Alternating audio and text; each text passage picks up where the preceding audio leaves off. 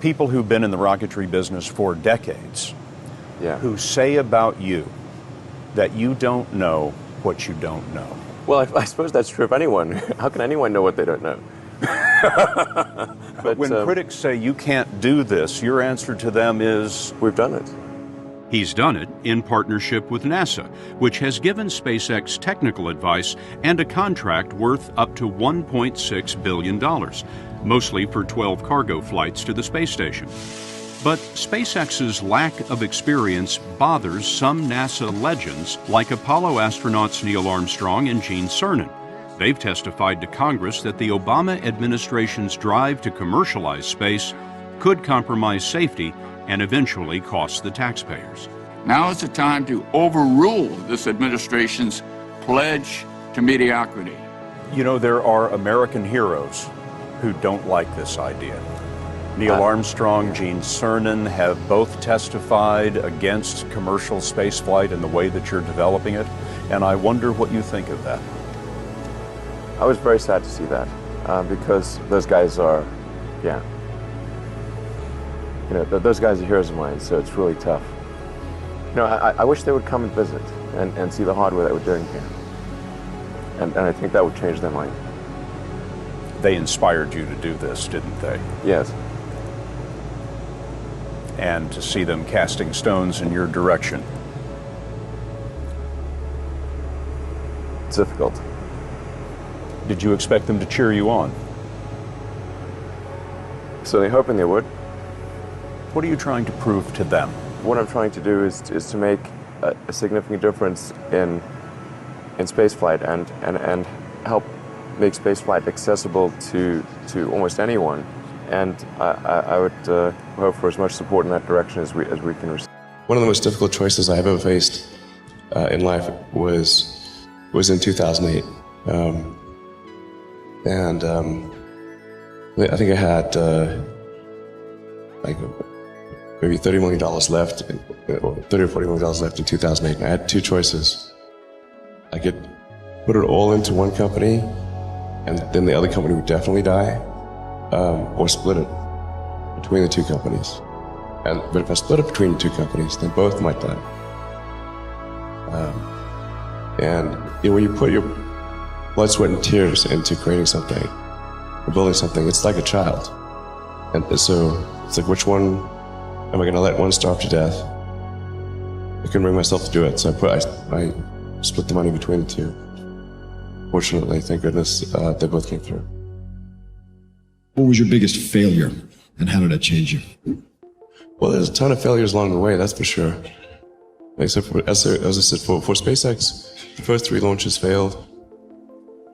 And we're just barely able to scrape together enough parts and money to do the 4th launch. If that 4th launch had failed, we would have been dead. So multiple failures along the way. I tried very hard to get the right expertise in for SpaceX. I tried hard to find a great chief engineer for the rocket, but the good chief engineers wouldn't join, and the bad ones, well, there was no point in hiring them. So I ended up being chief engineer of the rocket. So if I could have found somebody better, then we would have maybe had less than 3 failures. That 3rd failure in a row, did you think, I need to pack this in? Never. Why not? I don't ever give up. So many people tried to talk me out of starting a rocket company. It was crazy. One good friend of mine collected a whole series of videos of rockets blowing up and made me watch those. He just didn't want me to lose all my money. We're doing these things that seem unlikely to succeed, and we've been fortunate, and at least thus far they have succeeded. Now is the time to take risk. You don't have kids. As you get older, your obligations increase. And once you have a family, you start taking risk not just for yourself, but for your family as well. It gets much harder to do things that might not work out. So now is the time to do that before you have those obligations. So I would encourage you to take risks now. Do something bold. You won't regret it. How did you figure you were going to start a car company and be successful at it? Well, I didn't really think Tesla would be successful. I thought we would most likely fail. But I thought that we at least could address the false perception that people had that an electric car had to be ugly and slow and boring like a golf cart. But you say you didn't expect the company to be successful, then why try? If something's important enough, you should try, even if the probable outcome is failure. Or how do you think about making a decision when everyone tells you this is a crazy idea? Or where do you get the internal strength to do that? Well, first of all, I'd say I actually think I feel fear quite strongly. So it's not as though I just have the absence of fear.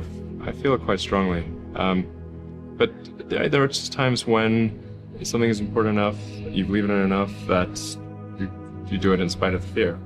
I think about what technology solution is necessary in order to achieve the particular goal, and then try to make as much progress in that direction as possible. I think being a multi-planet species and being out there among the stars is important for the long-term survival of humanity, and that's one reason.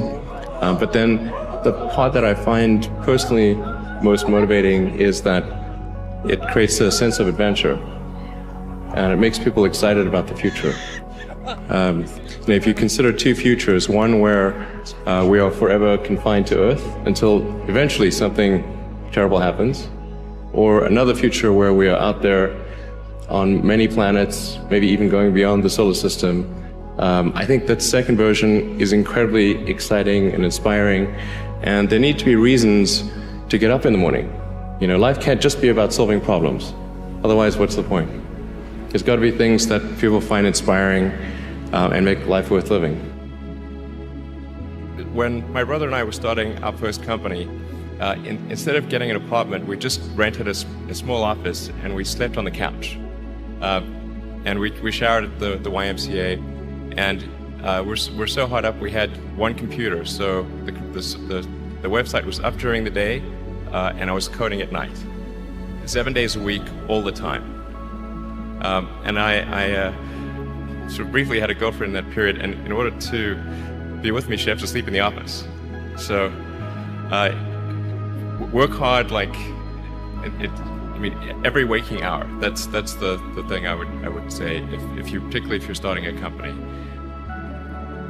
Whatever area that you get into, given that even if you're the best, there's always a chance of failure. So I think it's important that you really like whatever you're doing.